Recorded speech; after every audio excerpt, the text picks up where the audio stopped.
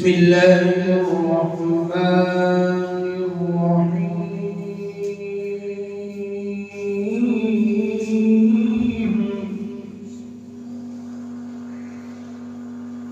ألم تر كيف فعل ربك بأصحاب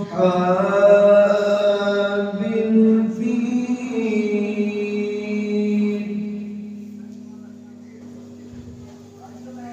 ألم يجعل كيدهم في تضليل